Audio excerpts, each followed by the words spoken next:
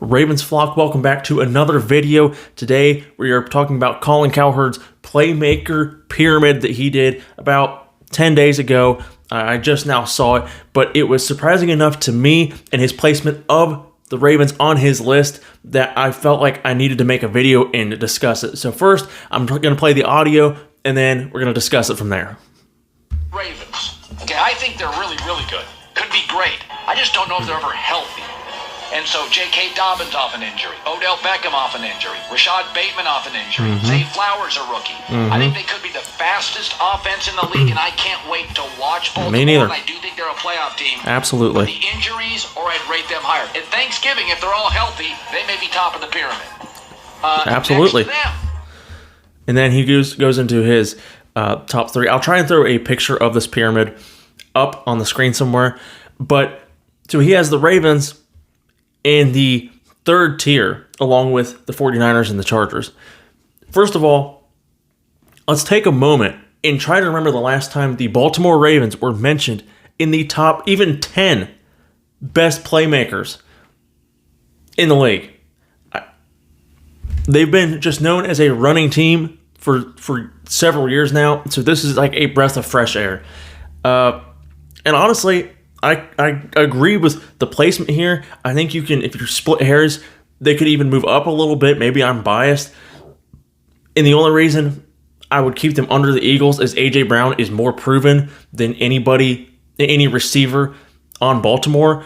If Odell Beckham was still in New York form, then we'd be having a different conversation. But he's aged. He's had a lot of injury history. There's a couple guys on Baltimore, Rashad Bateman, Zay Flowers, potential to get up there and be top tier receivers.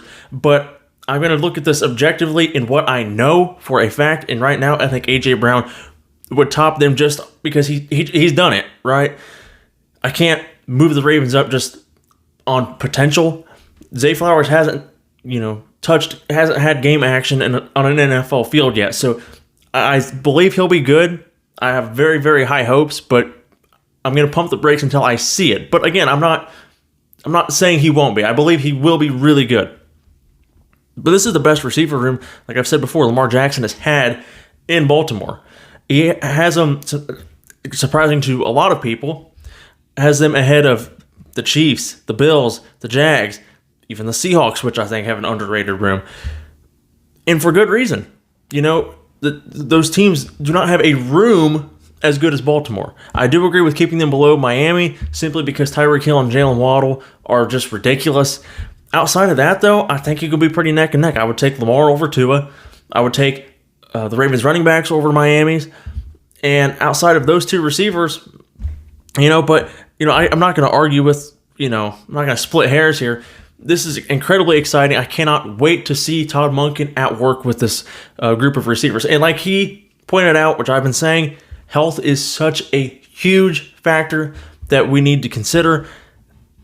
If Lamar and these receivers, J.K., the offensive line, Gus Edwards, all these guys that have had some injury issues the last couple of seasons, if they can all stay healthy, I believe, like he said, they could be the top of the pyramid. They could be the top of the AFC or league in offense. I really believe they have that capability this season. Maybe I'm overhyping it. Maybe I'm just, I don't know. But we'll find out. I want to know what you guys think of this. Do you agree with the Baltimore Ravens placement in this pyramid? Do you think they should be higher? Do you think they should be lower? Let me know why in the comments. Don't forget, if you are a Baltimore Ravens fan and want to keep up on everything going on in this offseason, hit that subscribe button, turn on your post notifications, leave a like, and I will see you guys in the next one. Thanks for watching.